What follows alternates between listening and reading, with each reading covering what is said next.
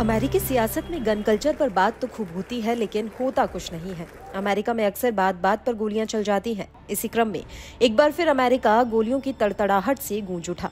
दरअसल अमेरिका के बर्मिंघम स्थित अलबामा से ताबड़तोड़ गोलीबारी की घटना सामने आई है। इस घटना से पूरे इलाके में दहशत फैल गई। मौके पर पहुंची पुलिस ने घायलों को अस्पताल पहुंचाया, जिनका इलाज जारी है। अमेरिकी अधिकारियों का मानना है कि कई हमलावरों ने घटना को अंजाम दिया, लेकिन अभी तक आरोपियों में से किसी की गिरफ्तारी नहीं हुई है और जांच जारी है। बर्मिंघम के 5 पॉइंट साउथ इलाके में एक बार के बाहर कई हमलावरों ने भारी गोलीबारी कर दी, जिससे अफरा तफरी का माहौल बन गया। गोलीबारी का शिकार हुए 3 लोगों की घटनास्थल पर ही मौत हो गई, जबकि चौथे को अस्पताल में मृत घोषित कर दिया गया।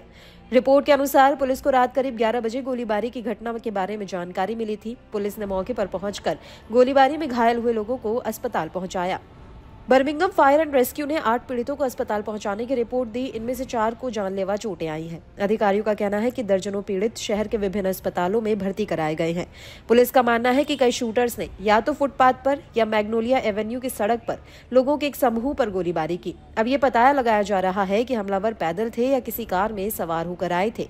शुरुआती रिपोर्ट से पता चलता है कि क्लब के संरक्षक मैग्नोलिया एवेन्यू पर हुक्का और सिगार लाउंज के बाहर लाइन में खड़े थे, तभी गोलीबारी हो गई। प्रत्यक्षदर्शियों ने बताया कि गोलियों की आवाज ऐसी लग रही थी कि जैसे ये कोई ऑटोमेटिक बंदूक हो, जिससे लगातार फायरिंग हो रही थी।